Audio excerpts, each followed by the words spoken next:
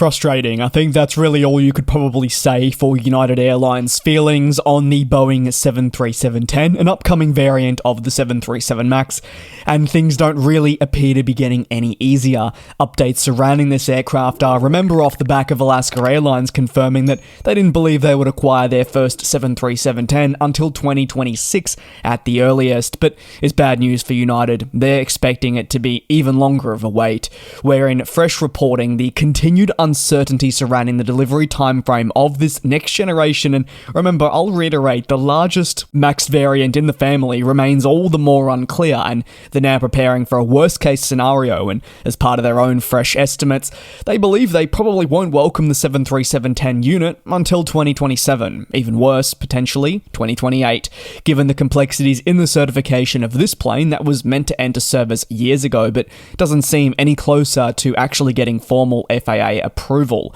The US carrier's frustrations with the MAX have been evident in recent times, with adjustments required to the fleet makeup and a heavier reliance on the approved jets within the series.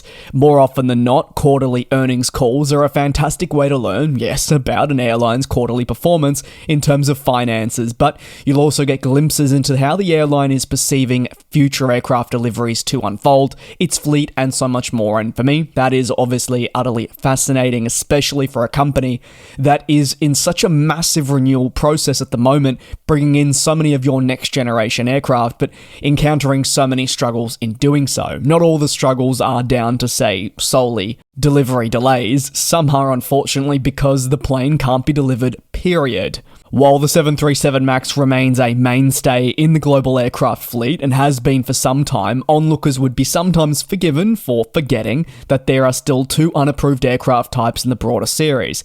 To be honest, if you're like me and you love aviation, I even sometimes forget. They really often just slip the mind. It's been so long without them that you almost have to tap yourself over the head and just remind yourself there are still 2 more variants to come. Worse still, these 2 aircraft variants do still have substantial commitments and are obviously going to therefore serve a purpose with the airlines and purchase them. That is not to say that if the plane only had 5 orders that it wouldn't serve a purpose, but ultimately say 300, 500 orders is a lot more than 5. So unlike the A330-800 or the 777-8, which have lacked a lot of interest, let alone firm orders, these 2 unreleased variants are in demand. In early 2024, United Airlines even reconsidered its order for the 737-10 on a public scale, albeit remembering that this decision and these comments were based on a door blowout incident that uncovered many struggles that were present in the Boeing operation at the time. However, Scott Kirby, the airline CEO, was not really unwarranted for this feeling. Analysts believe that the incident at the time was really the straw that broke the camel's back, as the company's frustrations in the program were increased tenfold. For many reasons, the 737-10 is meant to be a massive part of United's fleet makeup in the future, and in an industry where no manufacturer proceeded with what many airlines required in a middle-of-the-market airliner, the options are scarce. United has therefore been forced to look towards Airbus and their A321neo model to try and answer some of the questions they've needed to solve because of Boeing's inability to get planes certified that has prevented United from really excelling. Like aircraft groundings, one of the biggest challenges is the uncertainty. Not so much what's actually happening, but rather the uncertainty, in this case, in acquisition efforts. Boeing has published timeline after timeline, but on each occasion it has not been able to meet this, and we've now reached a point where